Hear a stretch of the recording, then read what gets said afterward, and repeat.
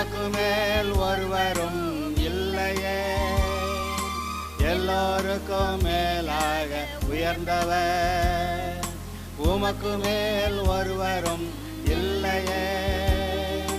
அல்லேலூயா, அல்லேலூயா.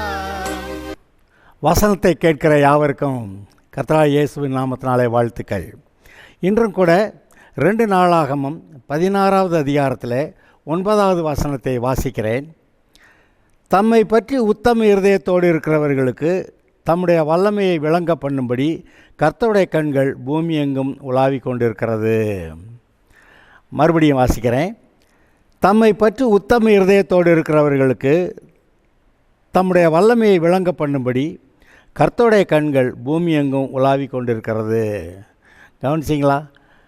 யாருடைய இருதயம் தேவனை பொறுத்த வரைக்கும் உத்தமமாக இருக்கோ அவர்களை தேடி கர்த்தருடைய கண்கள் பூமி எங்கும் உலாவிக் கொண்டிருக்கிறது.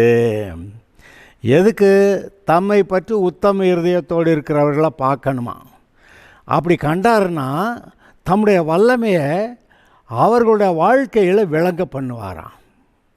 இப்பொழுது அருமையானவர்களே, உத்தம இருதயத்தோடு இருக்கிற உங்கள் மீது கர்த்தருடைய கண்கள் வந்திருக்கிறது. நீதிமான்கள் மேல் கர்த்தருடைய கண்கள் நோக்கமாக இருக்கிறது என்று எழுதியிருக்கிறது. இப்பொழுது கூட இந்த வார்த்தையை கேட்டுக்கொண்டு இருக்கிற உங்களுடைய இருதயம் கர்த்தருடைய சமூகத்தில் உத்தமமாக இருக்கிறபடியால் கர்த்தர் உங்களை மிகவும் பிரியமாய் பார்க்கிறார்.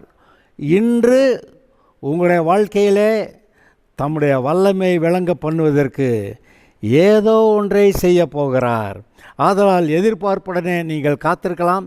கர்த்தர் உங்களுக்கு நன்மை செய்வார். இப்பொழுது நீங்கள் எந்த நிலைமையில் இருக்கிறீர்கள்? உங்களுக்கு என்ன பிரச்சனை இருக்கிறது? எந்த பிரச்சனை தீர வேண்டும்? எந்த நன்மையை நீங்கள் எதிர்பார்க்கிறீர்கள்? உங்களுடைய பிரச்சனையை தீர்க்கிறதுக்கும் கர்த்தர் வருகிறார். நீங்கள் விரும்புகிற நன்மையை கொண்டு வருகிறதற்கும் கர்த்தர் வருகிறார்.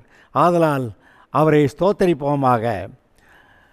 இஸ்ரவேலின் துதிகளின் மத்தியிலே வாசம் பண்ணுகிற தேவன், இப்பொழுதும் இருக்கிற சூழ்நிலையில் எங்களுக்கு நீர் கிருபை செய்கிறீர். எங்களுக்கு விரோதமாக இருக்கிற வல்லமைகளை நீர் நிர்மூலமாக்குகிறீர். எங்களுக்காக யுத்தம் பண்ணுகிறீர். எங்களுக்கு ஜெயம் கொடுக்கிறீர்.